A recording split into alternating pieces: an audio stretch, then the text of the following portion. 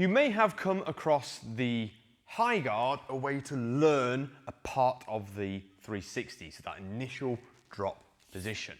However, the weight makes it more of an exercise, more of a strengthening movement rather than a skill practice movement. What we can do is invert the mace for what some people call a dagger position.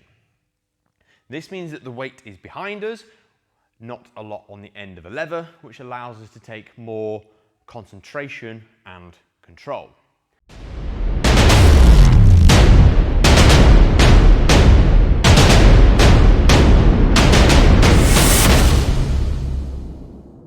So we can use this to do our high guard position. With our hands in the rack position, we point the lead finger, that's the way the tail of the mace is initially going to move. So we let the tail metronome over and we lift the arms up so the mace is higher than the head. Now the important thing here is we can stay in this position a bit longer. It's better I go sideways so you can see. What we want is to have the mace in a guarded position. So if someone's going to come and strike down on your head, we need this mace high enough. There's no point doing it at the forehead, because if the strike comes down, it's going to still land on the head.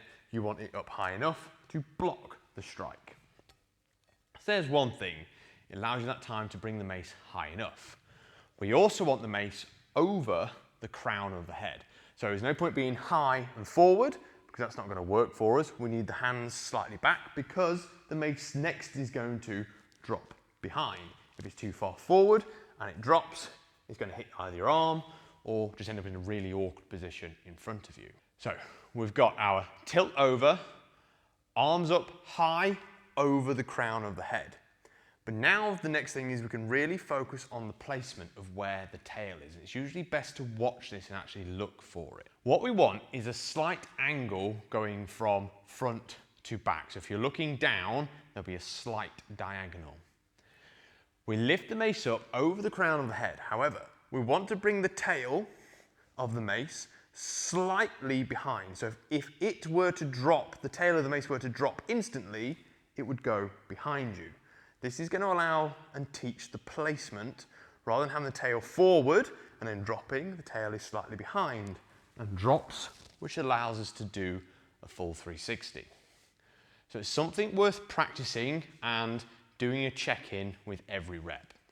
So rather than the normal high guard with the mace head up, which is just up and back down again to teach you that strength to get the development in the shoulders, the reverse, or the dagger high guard, is a bit lighter.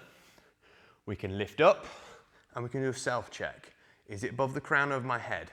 Is the tail pointing slightly backwards behind the shoulders so that if it were to drop, it would come behind?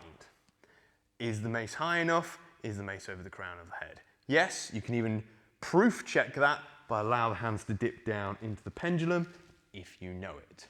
So you go up, slight pause, and either return to the rack position, or up, self-check, pause, pendulum, return, we go up and pause. If you're new to 360s, give that one a go. It's going to help teach you the placement, because whatever happens on the way in is reflected on the way out. So if you drop the mace in at an angle that's too obtuse, what's going to happen is if the mace is actually too far back, it's going to come down into your body, but it's also going to try and come through forward. This is a side-to-side action, so it needs to go from the side, behind, the mace will come out at the side. If you find you're going very front to back, or you find you're hitting your bum on your back a lot, you might need to change your placement to being side to side, and this is one of the ways to learn that.